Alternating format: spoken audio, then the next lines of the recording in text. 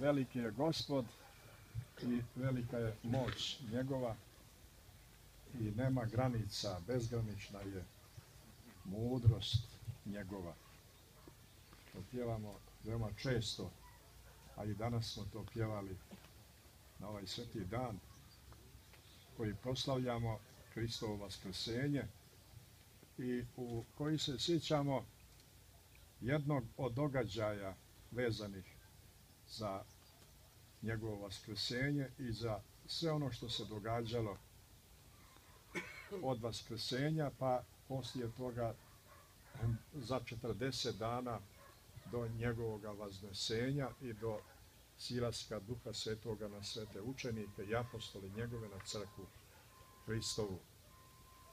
Pomina nedjelja koja se naziva i Antipaskom, što znači Paska, vaskrsenje poslije vaskrsenja Toma,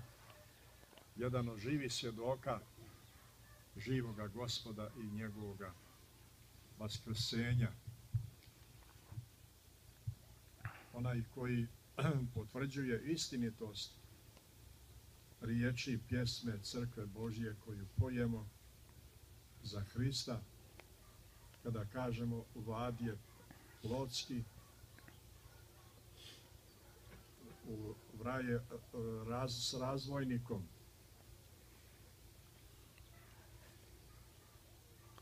I na prestolu si bio kao živonosni Gospod bezgranični, otuda i bezgranična mudrost njegova poslije svoga vaskrsenja i u onom trenutku, u trenucima, u vremenu kada je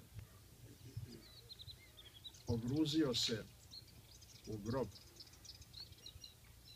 on koji je živonosac i koji je sin Božji, jedinorodni, bio je sa dušom svojom, ljudskom dušom u adu. Dakle, da iskupi i da izbavi i one koji su bili u neviđelici, u mraku i u tami nepostojanja. A to jeste ad, dakle mjesto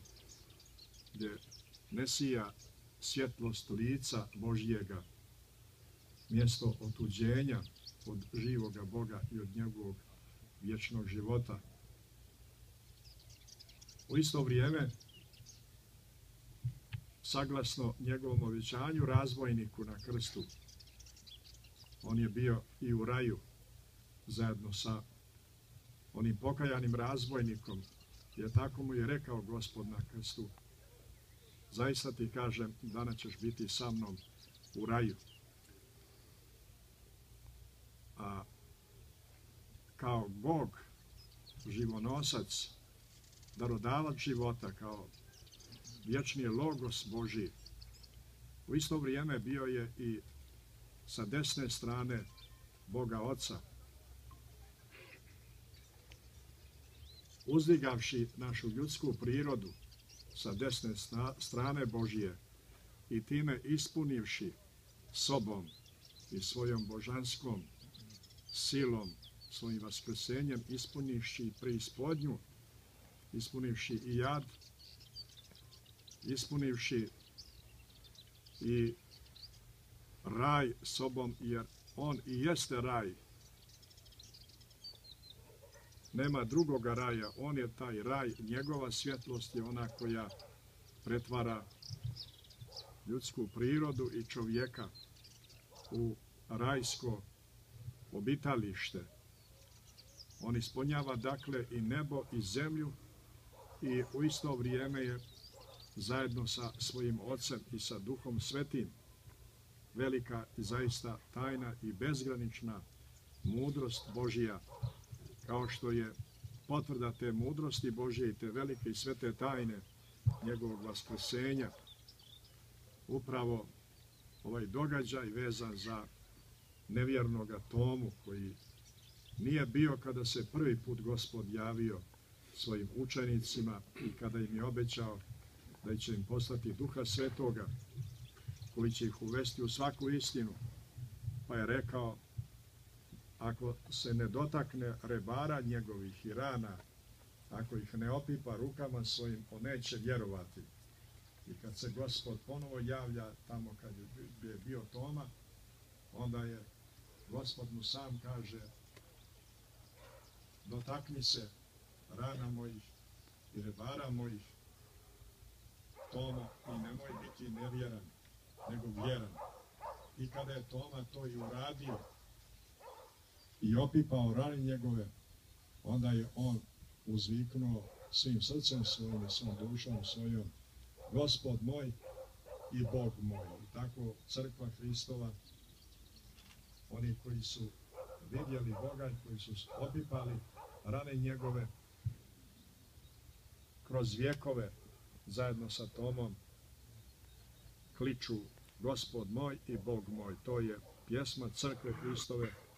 to je pjesma svih onih koji su vidjeli i čuli i opipali Gospoda i koji svjedoče njega kao Sina Božjega, vaskrsloga iz mrtvih, i kao onoga koji će doći da sudi živima i mrtvima, i njegovom carstvu neće biti kraja. Svuda u oseljeni, na svakom mjestu odjekuje ta sveta i divna pjesma Hristu vaskrslome, i svega onoga čega se on doticao i dotakao i dotiče i danas, sve to svjedoči njegovu mudrost, svjedoči njegovo živo prisustvo. Zato i pjevamo: veliki si Gospode i čudesna su djela tvoja. I nema riječi da opiše čudesa tvoja, jer sva tvorevina je svjedočanstvo njegove sile, njegove mudrosti i njegovoga prisustva. Jedan izuzetno umni mudrac i filosof koji je prošao kroz Mauthausen, Enrico Josif, živio je u Beogradu i upokojio se jedna čudesna duša koji je, prošavši kroz Mauthausen, osuđen na smrt, suočio se sa smrću, a u isto vrijeme doživio je Hristovo raspeće, što je svjedočio do kraja svoga života, koji je u svojoj 40. godini, tragajući za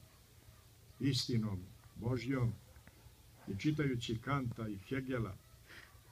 Heideggera i druge filosofe, došao na granicu samouništenja, da izvrši samoubistvo upravo sa toga razloga što kroz filosofiju nije uspio da pozna istinu i Boga. On je upravo u Mauthausenu na raspeću, susrevši se sa smrću, u isto vrijeme dotakao se i velikog prisustva Božijeg, prisustva raspetoga Hrista u njegovom životu i u životu svijeta. I od tada je on neprekidno govorio, i sjećam ga se kada smo bili na 40 dana u manastiru Ćelijama posle upokojenja svetoga starca Justina Ćelijskoga, da je došao, iako on želio je da bude hrišćanin, nije postao hrišćanin, nije se krstio, Jevrejin je Enrico Josif, bio veliki kompozitor i muzičar. Došao je, pa sam ga pitao: otkud vi ovdje u Ćelije? A on je čitao prethodnu knjigu Na bogočovječanskom putu i potresen svjedočanstvom oca Justina i njegovim životnim podvigom i njegovim svjedočenjem živoga Hrista, on je rekao: nisam mogao da ne dođem. I čitao vrijeme liturgije ulazio je, izlazio i obilazio oko groba oca Justina, rekavši mi poslije toga da ono što je Justin shvatio u vrijeme Prvoga svjetskog rata, sudeći po zapisima koji iz tog vremena ostavio, mi do danas nijesmo u stanju da nazremo taj njegov opit i to njegovo iskustvo, koje je također temeljeno na iskustvu Hristovog raspeća i Golgote i Justinove kao mladoga čovjeka i njegovog naroda koji je prelazio preko albanske Golgote. To je dakle ono što je on doživio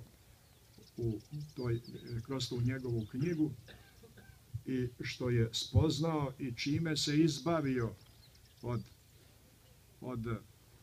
ličnog samouništenja, od te težnje za samoubistvom, susrevši se sa Bogom u svom srcu, pa je neprekidno do kraja života govorio za Boga, za tajnu sa kojom se susreo, to prisustvo. Dakle, doživio je prisustvo Božje u svome životu, oženjen i sa hrišćankom, vjerom koja nesumnjivo i ona doprinijela tom njegovom duhovnom unutarnjem preobraćenju. Dakle, prisustvo njegovo, prisustvo Božje, ono je vidljivo u svemu što postoji i što jeste, naročito u ljudskom liku i ljudskoj prirodi, jer toga prisustva njega koji je postao čovjek radi nas i našega spasenja i time postao najdublje prisutan u svemu postojećem, a naročito u čovjeku. Dakle, to prisustvo je ono što je posvjedočio i sveti apostol Toma, evo na ovaj dan, i uzviknuo: Gospod moj i Bog moj, dotakavši se njegovih rana i dotakavši se njegovih rebara. To je dakle i pjesma Crkve Božje,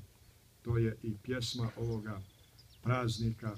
koji mi proslavljamo na ovom mjestu gdje je zasijala svjetlost bogopoznanja i dodira rana Hristovih prije toliko vjekova, od pradrevnih vremena, na ovoj Diokliji drevnoj. A to prisustvo, svjedoče o tom prisustvu i ovi ostaci ovih veličanstvenih hramova. Evo na jednom od njih, na temeljima hrama, sabornoga hrama Dioklijskoga, i mi danas služimo ovu službu Božju, nastavljajući to služenje i to poklonjenje živome Kristu od onih prvih vjekova pa evo i do danas na ovome mjestu. I kroz ovo mjesto i kroz taj kontinuitet živi i živonosni ovoga mjesta i mi doživljavamo prisustvo Hristovo, je sve ono čega se on dotakne, ono ne može da umre, da iščezne, da se zaboravi, nego je neprekidno obnavlja se to mjesto, kao što se kroz ovu službu Božju obnavlja i sveukupni život naroda Božje koji je ovdje klanjao se živome Bogu od drevnih vremena, od vremena svetih apostola. I evo i mi se klanjamo na ovom mjestu, na ovom Dioklijskom mjestu, klanjamo se i nastavljamo taj sveti poj svetih Božjih ljudi kroz vjekove. Hram se vaznio na nebesa, ali ovdje je kanula kap Hristove ljubavi, Hristove vjere, Hristove istine i Hristovog prisustva, a gdje je Bog prisutan, to ne može da iščezne i ne može da uvijek iznova ne sabira duše žedne i gladne Boga i njegovoga prisustva, kao što smo evo i mi žedni te vode koja otiče u život vječni, dotakavši se rana Hristovih, primivši Gospoda kroz tajnu pričešća u sebe. Evo i mi zajedno sa Tomom apostolom pjevamo: Gospod moj i Bog moj, i blagosiljamo Gospoda i njegovu silu, blagosiljamo i divimo se neizrecivoj i bezgraničnoj mudrosti Božjoj. Klanjamo se Otcu i Sinu i Duhu Svetome i pozdravljamo radosnim: Hristos voskrese, Hristos voskrese, Hristos voskrese. I nama darova život vječni, poklanjamo se njegovom tridnevnom vaskrsenju.